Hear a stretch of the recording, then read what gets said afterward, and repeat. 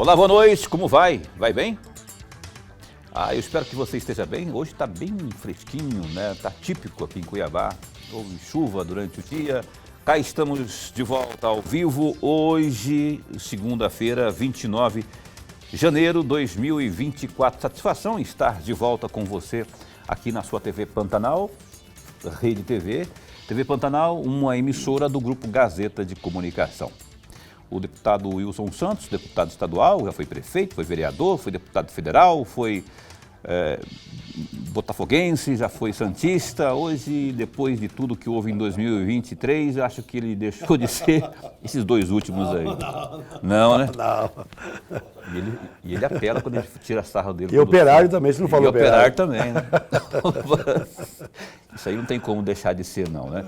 Mas o deputado Wilson está aqui, PSD. Vamos conversar sobre as coisas da Assembleia, né? O partido propriamente. O Wilson propôs aí recentemente, rapaz, tem uns 10 dias aí, uma audiência pública, enfim, para discutir um pouco mais de discussão nessa questão da interdição ali na 251, ali próximo ao Portão do Inferno.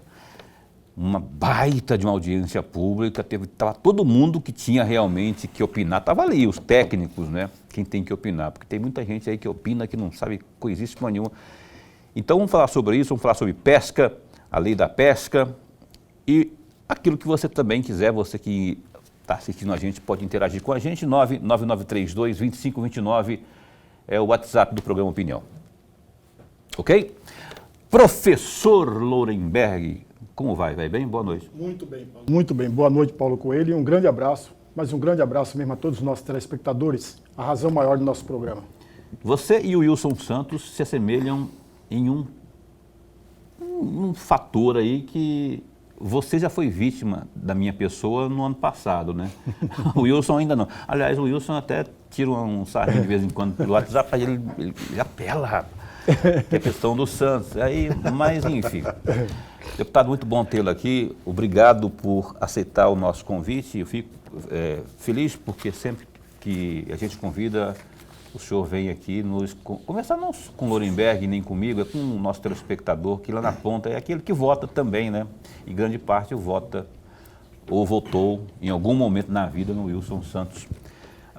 Vou perguntar dessa audiência. Eu estava assistindo um trecho dela, fiquei assim, encafifado com algo que um dos rapazes lá, um dos técnicos, um geólogo, cujo nome... Caiubi? Esse cara, parece conhecer muito, e pela explanação dele, ele, dentre tantas coisas importantes que ele diz, ele falou assim, a Secretaria de Estado de Meio Ambiente, o governo do Estado de Mato Grosso, não tem geólogo, não tem uma equipe técnica consultiva para tomar decisões sobre aquela interdição lá no Portão do Inferno. E ele até sugeriu que fosse criado de forma imediata e que a Assembleia tomasse providências nesse sentido, de propor, enfim.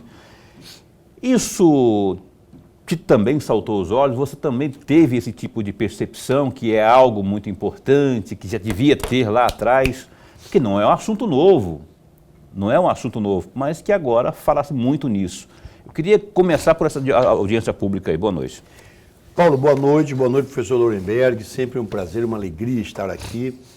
Paulo, o que o professor Caiubi Kuhn, ele é geólogo, professor da UFMT e faz doutorado na Alemanha. E é filho nascido em Chapada dos Guimarães, gente nossa. É um quadro muito interessante, técnico de Mato Grosso. O que ele quis dizer é o seguinte, que não há uma comissão constituída por diversos profissionais como geólogo, arqueólogo, geógrafo, engenheiro civil, uma comissão. Mas esses profissionais todos existem na estrutura do governo do Estado. Pode não existir uma comissão ali, multidisciplinar, uma comissão que a legislação federal exige para isso, para análise de risco. Nós tivemos de Mato Grosso, ano passado, em mais de 80 municípios, mais de 80% dos municípios mato-grossenses, são 142, né, com boa experiência do Norte agora, em mais de 80% desses 142 municípios, houve algum tipo de risco. Caiu uma barragem, houve ruptura, uma ponte desabou, né? Então, e o Estado não possui uma comissão técnica De gestão. para elaborar um plano estadual de gestão de risco. Não tem, né? Nós estamos hoje convivendo com essa questão do Portão do Inferno. Mas aquela Serra da Petrovina, uma serra também perigosíssima, a Serra de São Vicente, não tem uma semana que uma carreta não explode, não bate. Tudo isto acontecendo, você não vê um movimento para a construção de uma caixa de escape naquela Serra de São Vicente. É uma das serras que mais mata no Brasil. Hoje está sob a direção do governo do Estado, a Nova Rota Oeste. Então ele diz o seguinte: a legislação federal exige que os estados e municípios tenham uma comissão multidisciplinar dos mais variados técnicos para que eles possam elaborar um plano estratégico, um plano diretor, porque todos nós corremos risco. Desde o momento que você sai da sua cama, põe os pés no chão, você está correndo risco de tomar um choque no seu banheiro, no seu chuveiro, de escorregar na calçada, quando põe a cara aí com a sua motocicleta, seu carro, de ser abarrotado. Então, permanentemente há riscos. E ele diz que há uma legislação federal que cobra de municípios e Estado uma comissão nesse sentido. Uma permanente, uma comissão Permanente. de gestão. Não, né? não é um geógrafo aqui na SEDUC, aí você tem um engenheiro civil aqui, não. Todos devem estar juntos nessa comissão, trabalhando o ano todo. É, verdade. Não sei se foi essa a observação que ele fez, mas eu entendi dessa forma. Foi, ele fez. E ele falou umas coisas assim, eu tinha E até... nós vamos cobrar agora, viu, Paulo? Como consequência dessa observação do doutor Calbi, nós vamos cobrar que o governo do Estado possa cumprir essa exigência de uma legislação federal. Nós temos que ter. Mato Grosso, nós temos muitos problemas, muitas áreas que colocam o ser humano em risco. Pois é, mas a pergunta que não quer calar. Foi dia 19 a audiência pública. Parece pertinente e plausível essa observação dele. Pelo menos com quem eu conversei com outros parlamentares também. E aí, chegaram a encaminhar esse tipo de solicitação, seja por indicação, ou seja para pedir um projeto do próprio Executivo para criar essa comissão? Não sei como é que funciona isso, se o governador... Na própria audiência, a CINFRA, né, a Secretaria de Estado de Infraestrutura, se fez representar pela número 2. Adjunta lá. Que é a doutora Nívia, engenheira civil, está indo muito bem, está começando muito bem, substituindo um gigante também, que era o doutor Newton de Brito, né, um gigante. E o Calbi fez essa observação e a doutora Nívia anotou. Mas no dia 5 de fevereiro, quando retornarem os trabalhos legislativos, eu vou oficializar essa indicação. Ótimo, ótimo. Professor Lorenberg? Deputado, antes de mais nada, registrar nossa alegria. É sempre bom, mas muito bom mesmo tê-lo aqui no nosso bate-papo. Nós ganhamos e ganhamos muito. Obrigado, Sobretudo, eu tenho aqui uma pergunta, deputado. Permita-me fazê-la, porque sempre que eu estou caminhando, que eu estou nas ruas, alguém me faz a mesma pergunta. Eu tenho respondido, talvez eu não tenha o alcance da resposta exigida. E eu estou diante de alguém que conhece muito o parlamento. Foi vereador, foi deputado federal e foi deputado, está no quinto mandato de deputado estadual, se nós não levarmos em consideração os mandatos anteriores ao de deputado federal. Portanto, conhece muito bem a Assembleia Legislativa. Diante disso, deputado, o que me perguntam sempre é o seguinte: qual é o critério? Qual é a regra, a norma que um projeto de lei demora muito tempo, caminha quase que passos de tartaruga, outros têm uma tramitação regular e outros não caminham, não tramitam, voam dentro da Assembleia Legislativa. Permitam-me dar 2 exemplos de projeto de lei que voam ou que voaram na Assembleia Legislativa. O primeiro deles é o projeto 974 de 2020, que é exatamente do deputado saudoso, deputado Silvio Fávero. Esse projeto foi lido no dia 25 de novembro de 2020, deputado, portanto, numa quarta-feira. Ele chegou na Comissão de Educação no dia 2 de dezembro, numa outra quarta-feira. No dia 3 de dezembro, ele foi aprovado em primeira votação. E no dia 4 de dezembro, ele foi para o CCJ. E no mesmo dia, ele foi para o plenário e foi votado em segunda votação. Era numa sexta-feira. Portanto, 9 dias ele foi tramitando. Se nós pegarmos o dia 28 e 29, que foram sábado e domingo, 7 dias úteis. 7 dias úteis votaram o projeto que transformou em lei 11.273. Um outro projeto também rápido, que agora é muito recente, que é o projeto de lei vindo do governo estadual, 1821 de 2023. Foi lido em plenário no dia 6/9. E no dia 9/11, deputado, foi aprovado em primeira votação. No dia 22/11, foi levado para a CCJ e no dia 14/12 foi aprovado em segunda votação. Isso se nós levarmos em consideração que em 2 momentos teve pauta daquelas 5 sessões sequenciais. Interstício. Exatamente. E ainda teve um substituto, e ainda teve 3 emendas que foram rejeitadas e teve 2 pedidos de vista. Um do Valdir Barranco e depois do Lúdio Cabral. E assim mesmo foi rápido esse projeto de lei. Aí eu volto com a pergunta, deputado. Por que tem projetos de lei que voam na Assembleia Legislativa e outros caminham quase passo de tartaruga? Uma excelente pergunta da população, né? Que vem sendo feita através do senhor. O regimento interno dos parlamentos, ele hierarquiza, estabelece degraus, patamares. Você tem os ritos. Tem o rito ordinário, que é o rito normal. Tem o rito urgente e tem o rito urgente urgentíssimo. Geralmente os projetos que são aprovados com mais rapidez são os projetos oriundos do Executivo. Agora, recentemente, o Executivo encaminhou um projeto para a Assembleia pedindo autorização para um empréstimo lá de 1 bilhão e meio de reais. Chegou num dia e foi aprovado no mesmo dia, em primeira e segunda votações. Porque o regimento permite ao Executivo encaminhar a sua mensagem e, ao mesmo tempo, pedir a urgência urgentíssima, que é o rito mais sério de todos. Aí depende do plenário. Geralmente o líder recebe a matéria, ele coleta um conjunto de assinaturas do plenário, pede a dispensa de pauta e se estabelece o regime de urgência urgentíssima. Então você tem projetos que são aprovados no mesmo dia. E você tem projetos, por exemplo, no Congresso, o da reforma tributária, que levou 30 anos. 30 anos. O novo Código Mineral do Brasil está há mais de 20 anos no Congresso Nacional e não consegue ser apreciado.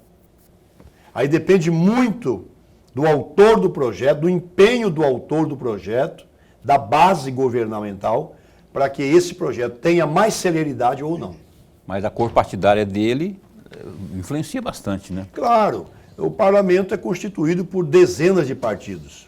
Quem tiver maioria consegue, dentro dos dispositivos constitucionais, dar celeridade ou retardar. Quando eu falo cor partidária, eu estou falando também de alinhamento com o Executivo, né? Se o Executivo tiver maioria, como é o caso no Parlamento Estadual, né? Mas de umas décadas para cá, os parlamentos têm mudado muito de feição. Antigamente elegia-se oposição, situação, e essa disposição ela ia até o final do mandato. Por exemplo, na gestão do Júlio Campos como governador, ele tinha 13 deputados da base dele e 11 de oposição. Ele terminou o mandato com essa configuração. Quase foi cassado. Agora não, agora você chega às vezes com uma minoria, antes da posse você já constitui maioria. E um elemento que fez muito essa mudança foi a chamada emenda parlamentar. O pagamento da emenda parlamentar provocou uma alteração nos 3 níveis de parlamento sem precedentes. O presidente Lula assumiu agora recentemente com uma minoria na Câmara Federal. tem passado tudo o que ele quer na Câmara Federal. Inclusive a difícil reforma tributária que muitos governos tentaram e não conseguiram. Por quê? Porque vai se construindo ao longo do tempo as negociações lícitas. Partidos, por exemplo, republicano, que é um partido que chegou ao Congresso na oposição. O presidente Lula concedeu 1 ou 2 ministérios, a maior parte já é situação. Então, hoje, a construção dessa maioria é feita através de participação administrativa do governo e pagamento de emendas. Mas, quando o Congresso cria a emenda impositiva, isso começa a mudar o perfil. Porque se ela é obrigatória, o deputado não depende mais de ser da base. O deputado da oposição também terá a sua emenda paga. Agora mesmo, recentemente, eu vi o deputado Abílio dizer que vai colocar emenda aqui em Varza Grande, emenda ali. Por que ele está dizendo isso? Porque é uma imposição da Constituição. Se o presidente Lula não pagar a emenda do Abílio, ele vai à justiça numa provocação de que o presidente comete um crime de responsabilidade. É constitucional o pagamento da emenda. Então, essa obrigatoriedade pode começar a mudar novamente o perfil do Congresso. Aí tem toda uma conversa de legalidade e moralidade, né? Legal não é? Mas aí na hora de liberar mesmo, a gente vê isso nos executivos municipais, por exemplo, até estaduais também, né? Se não for da base, se o próprio executivo não tiver com vontade de executar, não executa, ou procrastina, não é?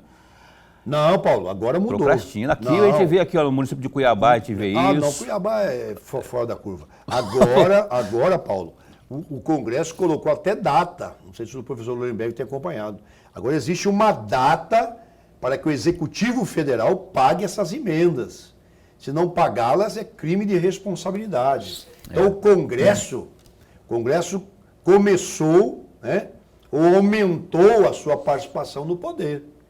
Então agora não tem Bolsonaro, Lula, Tarcísio de Freitas, Mauro Mendes, agora é dispositivo constitucional. O governador Mauro é obrigado a pagar as emendas do Lúdio Cabral, do Valdir Barranco, dos deputados da oposição. Querendo ou não, ele é obrigado a pagar. Indistintamente.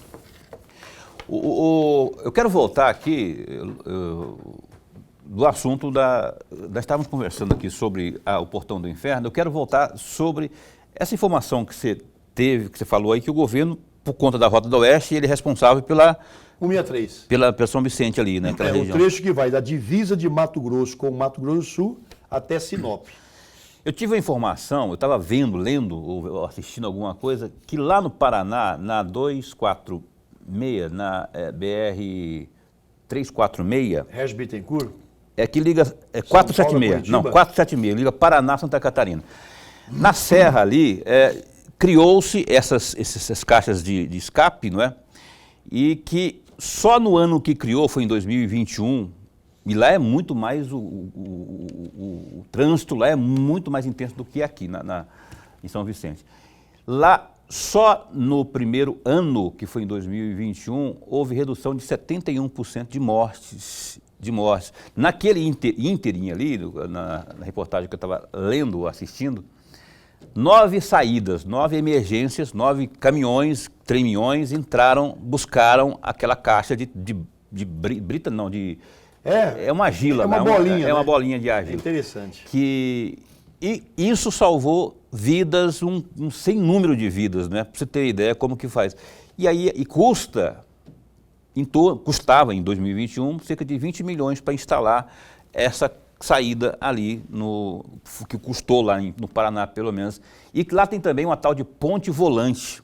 A ponte volante, ela é uma máquina, que é, como diz o nome, é volante, e ela que tem capacidade para erguer uma carreta, um caminhão de até 70, 80 toneladas. Então, você vê como é que são as coisas. E aí eu fiquei impressionado, você falou, e agora eu lembrei que lá no Paraná, na 476, que liga Paraná a Santa Catarina, funciona uma beleza que salta aos olhos. Só imaginar as vidas que são salvas, né? Não tem preço. Aqui mesmo na 251, quantos motoristas já bateram no portão do inferno, já caíram ali com um caminhão e tudo. E você tem ali, antes daqueles 2 quebra-molas, quem vem de Chapada para Cuiabá, antes dos 2 quebra-molas, à direita, tem um terreno perfeito para fazer essa caixa de escape. Poxa, uma vida não tem preço, gente. O Estado tem dinheiro, tem condições, a gente faz a indicação, fala, cobra, briga, mas parece que a gente nunca é ouvido. Precisa um parente de uma autoridade, uma gente importante Deus morrer me livre, para tomar juízo. É. Poxa, e não vai custar isso não, Paulo? Aqui eu tenho certeza que não vai custar 20 milhões não. Não, com essa ponte móvel, ponte volante, talvez sim, porque ali é a alta tecnologia. Ali. É, da Dove, porque o caminhoneiro, coitado, geralmente é pobre, é humilde, ganha pouco, é da classe C, D e E. Quer dizer, Por que a ponte volante é importante? Porque ela, além de tirar, resgatar o caminhão dali, o caminhão sai, na maioria das vezes, isso é estudo, que eu vi nessa reportagem. Dá um YouTube, aí você vai ver lá na 476. O caminhão sai rodando, sem prejuízos, ninguém tem morre, danos nenhum, ninguém né? morre e o caminhão também sai agora rodando. um dado, Paulo, que me chamou a atenção, é de que aproximadamente 50% dos caminhões no Brasil têm problemas de freio. É por isso que a caixa de brita, cinesita, nome da bolita. da bolita lá. É uma bola realmente, uma bola lá. De argila, né? É, de argila. É feita assim uma espécie de piscinão assim, que ela vai afundando. Ela trava a roda, né? Ela A roda trava, não consegue. O caminhão mergulha Mergulha. ali dentro ali. Como fosse aquelas piscinas de bolinha das de crianças. bolinha. É uma piscina de bolinha dos caminhões. É isso aí. O Opinião vai pro... Aliás, é 476 mesmo a rodovia que eu falei, que eu tinha anotado aqui, ó. Rodovia 476 que liga Paraná, Santa Catarina. Essa aí reduziu só em um ano, em menos de um ano, 71%. Significa muita coisa, gente. Muita Significa vida. muita vida. O Opinião dá um tempo só para o intervalo comercial e volta com o Wilson Santos. A gente vai falar sobre a lei da pesca, não é? Questões partidárias e muito mais aqui. Não sai daí.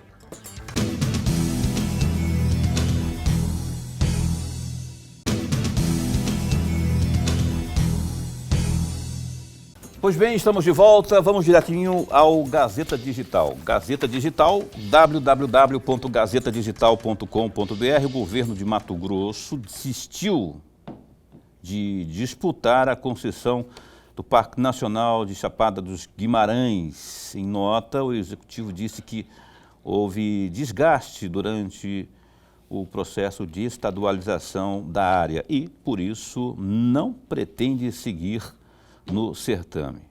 O Instituto Chico Mendes de Conservação da Biodiversidade, ICMBio, recebeu hoje, dia 29, as propostas para a concessão do espaço. A pedido do governo estadual, por meio da MT Participações, a MT Paz, o processo de recebimento das propostas chegou a ser suspenso pela Justiça. No entanto, a decisão foi revertida pela juíza Rosimaire Gonçalves de Carvalho, do Tribunal Regional Federal da Primeira Região, TRF1, que atendeu ao recurso do ICMBio, mantendo então para esta segunda-feira então o recebimento das propostas. O presidente do Senado, Rodrigo Pacheco, do PSD de Minas, disse nesta segunda-feira que encaminhará um ofício ao Supremo Tribunal Federal, STF, solicitando a lista de nomes de deputados federais e também senadores que possam ter sido monitorados, aspas, clandestinamente pela Agência Brasileira de Inteligência, a ABIN. Encaminharei ao Supremo Tribunal Federal um ofício solicitando os possíveis nomes de parlamentares clandestinamente monitorados pela Agência Brasileira de Inteligência, dada a gravidade que um fato dessa natureza representa, fecha aspas, afirmou aí. A Polícia Federal investiga se existia uma espécie de ABIN paralela durante a gestão do ex-presidente Jair Bolsonaro.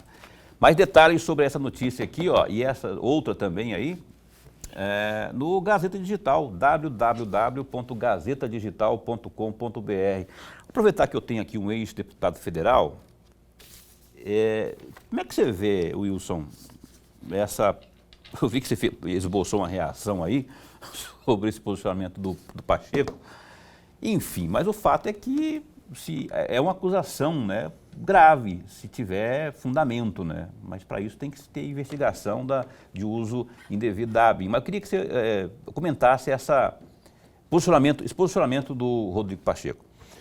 Olha, o posicionamento do presidente do Congresso é perfeito, é correto. Deve ter sido pressionado por alguns senadores que querem saber se foram ou não grampeados. Aqui nós tivemos também a famosa Grampolândia Pantaneira, né? Mas não deu em nada, né? O governador Pedro Táxi acabou se safando e não conseguiram provar que ele fez também grampo aqui em parlamentares, em seus adversários. Então isso aqui está encerrado. Agora lá, está começando agora, né? Hoje, inclusive, o filho, né, o Carlos Bolsonaro, foi objeto de uma busca e apreensão. Entraram na casa dele, escritório dele, levaram uma dezena de computadores, de aparelhos celulares. Então, vários atores daquele período estão sendo objetos de investigação. Já teve alguns delegados afastados, né, algumas autoridades, e tem um deputado federal, que é o Ramage, né? Tem um deputado federal que parece que comandou todas essas escutas. E ele corre o seríssimo risco de ser cassado, de ter o seu mandato cassado. Então, começou a apuração, vamos aguardar. Agora, o Estado não tem direito de fazer isso. Não há direito. Sabemos que quase todos os governantes praticam isso. Temos que ser sinceros. Quase todos os governantes praticam esse tipo de escuta. Monitoramento. Né? Isso é contra a Constituição. Isso é crime. Isso é crime. E eu espero que a Polícia Federal vá a fundo e, se não houver comprovação, que absolva-se moralmente quem está sendo acusado. Mas havendo provas cabíveis de que houve escutas ilegais, sem decisão judicial, essas pessoas têm que pagar por isso. Cabuloso. Lorenberg, eu não vou deixar de perguntar para você também, que está acompanhando isso aí. Hoje, inclusive, teve essa ação da Polícia Federal lá, na casa do Carluxo. É por aí mesmo que o Wilson concorda? Paulo e amigo telespectador, o Wilson foi perfeito. É exatamente isso que tem que ser apurado mesmo. Até porque a ABIN não é papel de escuta e nem de investigação. A ABIN é responsável da inteligência para a defesa do Estado Nacional. Esse é o papel da ABIN. O papel da ABIN não é escutar pessoas, nada disso. Mas essa questão da ABIN paralela, se nós irmos lá no YouTube, nós vamos encontrar, por exemplo, lembra do Bebiano? O Bebiano falou isso em uma entrevista à Roda Viva.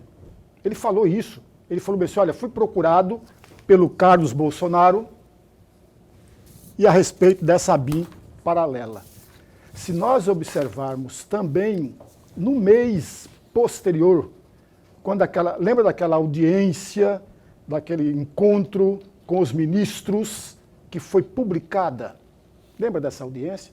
Lá há trechos que deduzem que havia sim uma escuta sem a determinação judicial, como muitíssimo bem falou o Wilson Santos. Portanto, tudo deve ser investigado. Aliás, tem uma outra fala do ex-presidente da Câmara Federal, Rodrigo Maia, que chegou de dizer, ora, parece que estão me escutando, parece que estão me monitorando, porque tudo que eu falo na minha sala já tem discussões dentro das redes sociais. Ele falou isso por diversas vezes.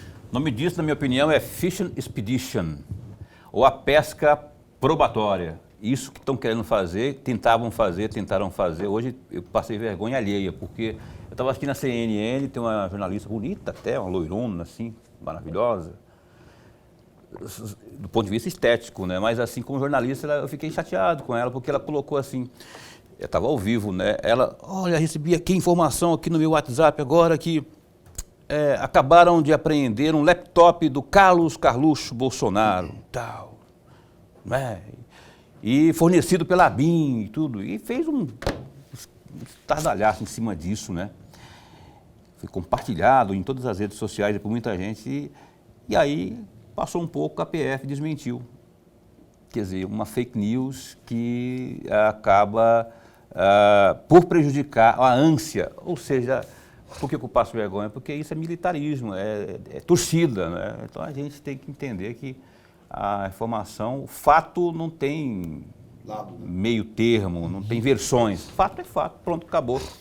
E esse negócio de programa ao vivo, se eu receber aqui, por exemplo, agora, prenderam não sei quem, aí eu vou ter que, embora alvissareira, a possibilidade de noticiar em primeira mão, mas eu vou ter que acionar aqui a produção para fazer a checagem disso aí, né?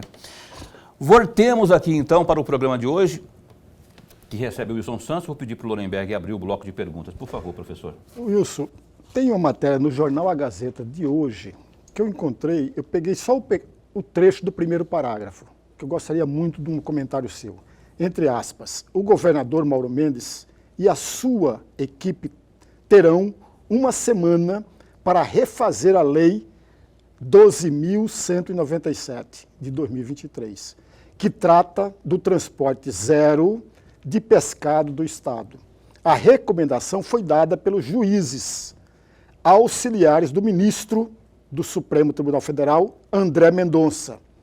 Está na Gazeta de hoje. Eu pergunto ao senhor muito mais uma provocação, e provocação no bom sentido, deputado, isso não seria o papel da Assembleia Legislativa em fazê-lo? Até porque o projeto de lei chegou à Assembleia Legislativa. Não seria o papel da Assembleia Legislativa ou não? Nós estamos numa mesa de negociação, né? O Estado com os pescadores, com a União. E nessa audiência de conciliação da semana passada, o governador teve a clareza de que se não mudar, se não recuar, o Supremo vai derrubar a lei dele. Então já existe uma lei, a 12.197, editada no dia 20 de julho do ano passado. Se o governador não ceder, está desenhado. Por quê? Porque o Ministério Público Federal pediu a nulidade da lei, a Advocacia Geral da União pediu a nulidade da lei, o Ministério da Pesca pediu a nulidade da lei, o Ministério do Meio Ambiente pediu a nulidade da lei, o IBAMA pediu a nulidade da lei, o ICMBio pediu, o Embrapa Pantanal pediu. Quer dizer, então há um conjunto de forças que o Supremo pediu para ser ouvido, esse conjunto, que já manifestou-se pela inconstitucionalidade da lei. Se o governador não tirar esses aspectos que torna a lei inconstitucional, ela vai cair. Ele percebeu isso lá na audiência de conciliação. Ele pediu, foi o governador que pediu esse prazo, e o Supremo deu a ele 7 dias corridos. Hoje, inclusive, terminou o 4º dia. Sexta, sábado, domingo, segunda. 4 dias. Ele tem terça, quarta e quinta-feira, é o último dia, para que ele apresente ao Supremo Tribunal Federal alguma medida que descaracterize toda a inconstitucionalidade. Qual que é uma delas? Primeiro, o governo tem poder de suspender o exercício de uma profissão? Está lá no artigo 5º da Constituição. A pesca, o pescador, é uma profissão legal no Brasil, legítima. Ela existe há séculos como legal. Qual é o poder que o Estado tem de chegar e falar, ó, está suspensa o exercício dessa profissão por 5 anos? Do jornalista, do radialista, da professora, do biólogo, do médico, está suspenso. Ele não tem essa autoridade. Ele não pode fazer isso. Ele fere quase uma cláusula pétrea da Constituição. Mesmo com alegado prejuízo à natureza, como no caso aí que o governo tem... Pois é, mas essa alegação não é comprovada cientificamente. O governo nunca apresentou um estudo técnico que comprava a redução do estoque pesqueiro. Ah, mas eu digo que há 20 anos atrás eu ia pescar, pegava 40 caixara, 20 pintado e 10 piavuçu. Hoje eu vou lá, estou pegando só 2 desses, um desses. É verdade isso? Agora, há 20 anos atrás, você tinha 40, 50 mil pescadores. Você não tinha nenhum tablado às margens do rio Cuiabá, do Paraguai. Hoje você tem 1 milhão de pescadores. Só de Santo Antônio de Levergera a Barão do Belgar, você tem 1.016 tablados. As coisas mudaram. E aí vem o único estudo científico, só existe um, que é o da Embrapa Pantanal, que diz que o estoque pesqueiro na bacia do Alto Paraguai está regular. Então, quem tem um estudo científico feito durante vários anos é a Embrapa Pantanal, que diz que o estoque está regular. Agora, o número de pescadores explodiu. Exponencialmente explodiu. E o Estado manda um projeto para a Assembleia sem nenhum estudo. Então, quer dizer, o Estado não ouviu o CEPESCA, que é um Conselho Estadual da Pesca, que foi criado para auxiliar o Estado em política da pesca, não ouviu. O Estado fere a Lei Federal da Pesca, que diz que a pesca artesanal tem que ser mantida e continuada, desrespeita a Convenção 69 da OIT, que é um organismo da ONU em relação a povos originários tradicionais. O Estado fere a lei federal, como eu disse, todos os pareceres técnicos são contra a lei. Aí o governador, sabendo que pode perder, ele já anunciou que vai liberar a pesca, o transporte, o armazenamento e a comercialização de mais de 100 espécies, e ele quer preservar só 14 espécies. Então vamos aguardar, ele tem até quinta-feira, para ver qual é a proposta que o governo estadual, respondendo objetivamente ao professor Lorenberg, poderá acontecer o envio de uma nova mensagem do Executivo à Assembleia Legislativa, alterando a Lei 12.197. Isso ainda nas próximas horas. Nas próximas horas, né? Como está em recesso, há possibilidade de uma votação isso antes? Sim, o governador tem poder para convocar o parlamento para sessões extraordinárias a fim de tratar de matéria urgente e urgentíssima. E essa é uma matéria urgente e urgentíssima. Ele pode amanhã, na terça-feira, encaminhar uma mensagem convocando o parlamento estadual para 24 horas após. E essa exclusão dele aí de algumas espécies de um total, foi satisfatória essa mudança dele aí? Eram quantas espécies que foram tiradas? 14. Foram 14, né? Paulo, ele não apresentou oficialmente ainda essa proposta. Ele anunciou à imprensa, a alguns veículos que noticiaram isso, mas ele não pôs no papel, não apresentou ao Supremo. Mesmo que ele envie à Assembleia um projeto de lei, ele vai ter que comunicar ao Supremo de que tomou essa atitude. Então, ele falou à imprensa, mas não pôs no papel. Agora, ele tem ainda 72 horas para fazê-lo. A princípio, não pegou bem. Nós ouvimos algumas lideranças, nós somos 22 colônias de pescadores, nós fizemos uma rápida ouvida a princípio. Por quê? Porque ele mantém preservado, proibido de pesca, as espécies mais procuradas para o consumo, que é o pintado, a caixara, o dourado, a dourada, o pirarucu, a piraíba, a pirarara, enfim, são 14 espécies, a matrinchã. Essas espécies são as mais desejadas. O cuiabano ele come só peixe nobre, pacu, piraputanga, caixara, não é isso? É o que ele quer. Então, vamos ver como é que o governador, nessas 72 horas, pode. Eu torço pelo consenso. Disse lá na audiência do Supremo, Paulo, governador, nós não precisávamos ter chegado até aqui. Exposto o governo, exposto a Assembleia. Eu mandei 3 ofícios ao seu chefe da Casa Civil, Mauro Carvalho, pedindo a ele que nos recebesse, que recebesse os cientistas, os especialistas na matéria. E não foram recebidos? Nunca aceitou nos receber. Nem o CEPESCA foi ouvido. Nós não precisávamos ter chegado ao Supremo Tribunal Federal. Dava para ter resolvido isso lá na Casa Civil. Dava para receber dentro da Assembleia resolvido isso. Mas a falta do diálogo, aí você traz para cá. O gestor precisa ter paciência para conviver com o contraditório. Quem não tiver essa paciência, cria uma série de imbrólios. Essa é uma questão que não precisava ter saído de Mato Grosso.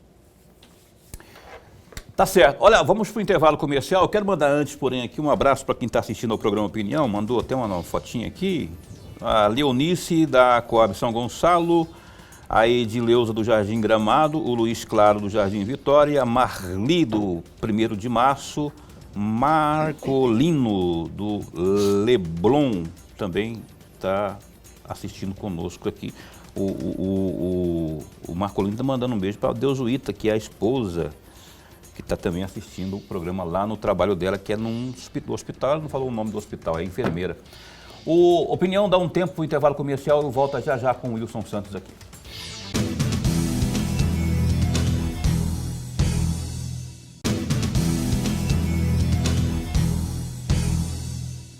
Então, estamos de volta aqui com o programa Opinião, hoje com o deputado Wilson Santos, ao vivo aqui, ex-prefeito, ex-engraxate. Ainda sou engraxado, agora eu engraxo os meus sapatos. Só os seus, né? Engraxo. Tem uma coisa que eu fui que você não foi, eu fui picolezeiro, você não foi picolezeiro? Picolezeiro não. Não, né? Mas invejava muitos picolezeiros. Eu vendia picolé. Que além de ganhar o dinheiro, ainda chupava o picolé, né? Ah, quando sobrava, né? Eu e Kleber, meu irmão, a gente vendeu picolé junto já, lá na Barra do Gás. O Wilson também falamos de Chapada agora há pouco, aí é grande produtor de limão. E agora sabe, Loriberto, eu não sabia a nova cultura de Wilson? Jaca. Produtor de jaca. Jaca mole. Minha mãe chega lá em casa com a jaca lá, Kleber que me deu, que foi lá do sítio do Wilson lá. Mas o Wilson mudou já de limão para jaca? Que história é Não, que é? eu tenho um sítio da Chapada há 28 anos, né? É minha paixão. E lá tem uns 20 tipos de frutas, né? Qualquer um tem lá, mas lá a jaca produz bem em Chapada. É? É jaca, tem o limão, tem o cana, tem o banana, tem a amora, pitanga, acerola, cajamanga, manga água, manga bourbon, manga espada, figo. Agora plantei um pouquinho de uva. E um pouquinho de cara, né, Paulo? É, tá certo. Carambola. Daqui a pouco ele muda para soja. Olha só, o Wilson, hoje pela manhã você concedeu uma entrevista da Rádio Cultura, rapaz, e teve algo que nos chamou a atenção, que foi a sua defesa, que a Caroline Dobbs deva fazer uma delação premiada, da Caroline Dobbs, que seria a tal mulher da SES. Por que você defende isso? E se você pretende trabalhar essa ideia lá no parlamento para convencer o governo, para se chegar no cabeça ou na cabeça, quem seja aí a pessoa que está por trás que está à frente, na verdade, desse esquema? Paulo, todos os governos convivem com problemas, né? Eu, quando passei pela Prefeitura de Cuiabá, há 5 anos e 3 meses, a Câmara Municipal fez 2 CPIs para investigar a minha gestão. Uma CPI sobre a coleta de lixo e a outra CPI sobre o transporte público em Cuiabá. Em nenhum momento eu tentei barrar. Até porque, quando fui eleito prefeito, logo na posse eu criei um ombudsman. Não sei se você se lembra. Você já estava na sim, empresa? lembro. Então a sociedade escolhia alguém para criticar a gestão. Essa pessoa é nomeada ombudsman, com salário de secretário municipal e prerrogativa de secretário. Aos domingos, nos principais jornais de Cuiabá, tinha uma coluna, todo domingo, que era o dia mais lido, Do ombudsman.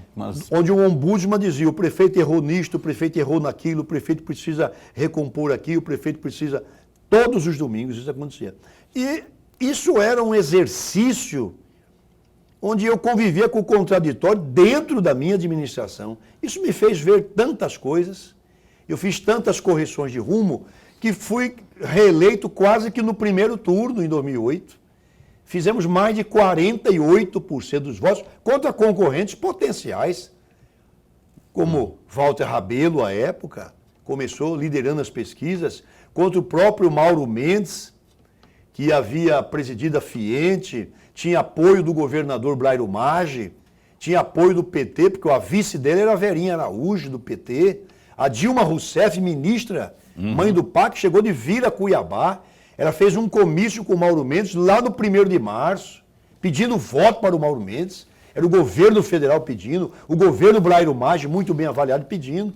E mesmo diante desse poderio todo, eu quase bati todos eles no primeiro turno. Por quê? Porque fizemos um governo que reconhecia os seus erros e procurava corrigir. E eu disse ao governador, deixa a CPI acontecer, governador. O senhor vai identificar os erros, vai poder consertá-los, aperfeiçoar o sistema de controle interno e externo da sua gestão, punir os responsáveis. O senhor vai sair muito maior do que todos, isso aconteceu comigo. E eu penso dessa forma. Agora, o Ministério Público, através do promotor Sérgio Silva, quero parabenizá-lo, e aí que a importância que a Constituição da República deu ao Ministério Público, cada promotor e procurador é independente. As suas decisões não passam por colegiado nenhum, não são subordinadas ao bel prazer do procurador-geral. Ele tem autonomia dada pela Constituição. Por quê? Porque ele já tinha feito uma denúncia de 14 ou 15. E o juiz aceitou a denúncia contra todos os bagrinhos e não aceitou contra essa mulher da SES. Agora ele reitera aquela denúncia em 89 laudas, com mais documentos, com mais elementos comprobatórios, tipificando os crimes. Agora é impossível o juiz não aceitar, não acatar agora, porque é uma denúncia do Ministério Público.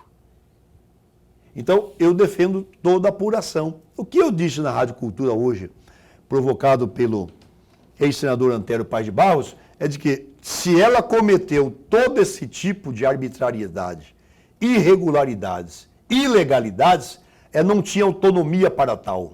Alguém deu autonomia. Ela não é o fim da linha. E é preciso, então, apurar com rigor. Puxar mais um pouco barbante aí, né? Esse fio aí. Professor? Mas eu vou pegar carona em parte da resposta que o senhor acabou de nos dar, deputado. A Assembleia Legislativa ficou muito forte a partir do dia 25 de abril de 2023, uma possível CPI na Assembleia. Só que essa CPI foi morrendo aos poucos. A Assembleia não pecou gravemente diante dessa situação, porque a Assembleia tem que funcionar de forma independente da vontade do governador e do governo do Estado. Ela não pecou, Wilson, e não insistir essa criação da CPI, porque a CPI, aí me corrija se eu estiver errado, uma CPI não caça ninguém, uma CPI investiga tão somente. Não é isso? Não pecou, Wilson? Olha, o parlamento tem essa autonomia, professor. Tem essa autonomia. Agora, depende das bancadas, depende de cada parlamentar. E esse assunto foi bastante divulgado pela mídia, a mídia divulgou exaustivamente. Todos os deputados tinham conhecimento desse requerimento, dessa proposição, e cada um responde pelos seus atos. Pelos seus atos e até pelos seus não atos, né, que é chamada omissão. A Assembleia já fez grandes CPIs, por exemplo. Em 95, eu propus um requerimento que acabou realizando a CPI da terra, da chamada gleba divisa. Aquela CPI, depois de 20 anos, conseguiu resgatar 336 mil hectares de terra para o Estado. Fiz também, fui autor de um requerimento, Paulo, fizemos a CPI da mineração, agora em 2019. Inicialmente, o governo do Estado não queria essa CPI. Esta CPI acabou gerando uma nova fonte de arrecadação para o Estado de 50 a 100 milhões por ano, que é a taxa de fiscalização, acompanhamento da mineração no Estado de Mato Grosso.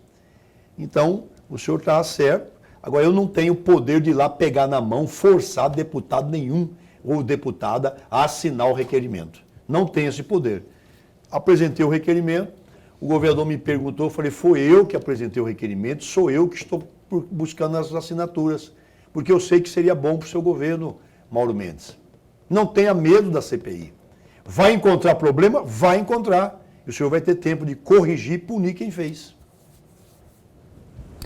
O mundo, Lorenberg, não gira, ele capota às vezes, né? Trocando de assunto aqui, o glorioso Wilson estava falando aqui há pouco aí dos idos, né? Quando disputou contra Walter Rabelo, o PT, tinha uma turma toda lá, o Mauro Mendes.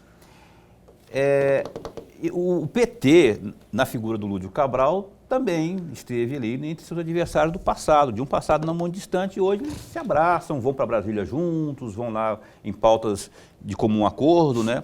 e vão subir, pelo que estão dizendo, aí nos bastidores, vão subir ao palanque junto em 2024, numa eventual candidatura do Lúdio, já que o PSD, que é o seu, né, segundo o seu presidente Fávaro, recebeu um pedido do Lula, presidente Lula, para que o PSD apoie o Lula aqui. E, por consequência, o Wilson Santos estará lá pedindo voto para o Lúdio, se essa for a configuração, até porque tem a tal da federação para ser resolvida lá internamente ainda. É por aí mesmo? Você está pronto? É um soldado do partido? O que você tem a dizer sobre isso? Eu queria ser general do partido, continuo soldado. Essa de soldado, eu fui soldado em 2016, sobrou para mim até hoje, né? Eu fui lá depois que o Mauro Mendes, 24 horas antes de terminar o período das convenções, porque o período é de 15 dias. No penúltimo dia ele anunciou que não seria candidato, ninguém teve coragem. Vai lá, Wilson, você é guerreiro, você é galo índio, vai lá, você é soldado, recruta zero. Eu fui, perdi a eleição e estou pagando aquela eleição com o meu patrimônio de 53 anos de trabalho. Eu trabalho há 53 anos, Paulo. Desde os 9 anos fui para a rua vender bolo, engraxar sapato, vender jornal, certo? E hoje estou pagando com o meu patrimônio por ser soldado de partido, certo? Eu não sei o que vai virar tudo isso. Que o deputado Botelho vai filiar ou não.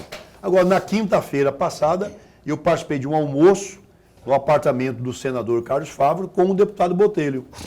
E o que eu posso dizer é que o senador Fávaro foi muito honesto com o Botelho.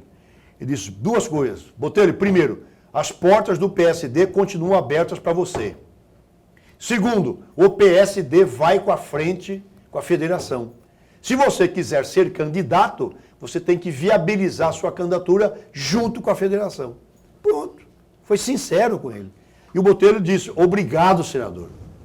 Nesse tempo todo que nós trabalhamos juntos, o senhor nunca me enganou. Então, o PSD está aberto para o Botelho filiar. Quer filiar amanhã, vai filiar amanhã. O problema não é do PSD, o problema que ele tem é dentro do partido dele, a União que não libera ele. Não somos nós, não. Não, sim. Se o Botelho tem um problema, é dentro da União. Se ele quiser sair da União e filiar 1 minuto depois, a ficha está lá pronta. Agora, ele tem que saber que vai entrar, mesma condição de PT. E ele vai ter que sentar com os outros partidos, PT, PCdoB e PV, e tentar ser o candidato do PSD mais federação. Essa é a colocação que o presidente estadual do PSD deixou claro na última quinta-feira para o Botelho. Aí, ó. Coloca o nome lá, Botelho, e manda ver, rapaz. Isso. Quem que tem café no bolho aí? Tem que disputar com quem? Com a Rosa Neide, que também é pré-candidata, com o Lúdio, que é pré-candidato, e com o Estopa. PCdoB não tem ninguém. De repente sai uma chapa aí, Botelho e Rosa Neide, Botelho e Lúdio. De repente sai uma chapa dela, que será muito forte, por sinal. Lorenberg, temos 4 minutos para encerrar o programa. Uma perguntinha final aí para o Glorioso aqui responder em 1 minuto e meio. Deputado, o senhor é soldado do partido. Mas imaginemos a possibilidade que o PSD não tenha o Eduardo Botelho na sua agremiação e venha formar, de fato, uma coligação com a federação PT, PV e PCdoB. O soldado Wilson Santos vai participar dessa campanha eleitoral ou não? Fala aí 02. 02. 02 joguei, mano. Não, do BOP, lá do filme BOP, né? Tinha um 01 e 02. O 02 que perdiam muito, padeciam muito na mão do xerife lá. Ô, professor, eu espero não estar mais uma vez, nesta situação. Eu espero, torço muito para que o deputado Botelho possa vir para o PSD. Atualmente estou presidindo o PSD, mas o partido está à disposição. Torço muito para que ele possa estar conosco e ser o nosso candidato. Habilidade não falta ao deputado Botelho. O deputado Botelho também veio lá da zona rural de Livramento, né? Junto com o seu pai, dormia em cima de papelão na Feira do Porto, foi verdureiro, foi jornaleiro também. Quer dizer, vem de baixo, acostumado a enfrentar desafios, Botelho acostumado a enfrentar obstáculos. Essa parada não é fácil, é um sonho dele ser prefeito de Cuiabá. Eu já vivi todo esse enredo, eu espero que ele possa estar conosco. Minha opinião, ele está maduro, está bem preparado, foi exitoso na vida privada, exitoso na vida pública. Pouquíssimos parlamentares, nesses quase 190 anos de história do parlamento estadual, conseguiram presidir a Assembleia 4 vezes pelo voto dos seus colegas. Quer dizer, não é qualquer um que chega lá, 4 vezes presidente da Assembleia Legislativa, né? Então ele tem muita habilidade política. Eu espero que ele possa usar esses predicados todos para viabilizar a sua candidatura.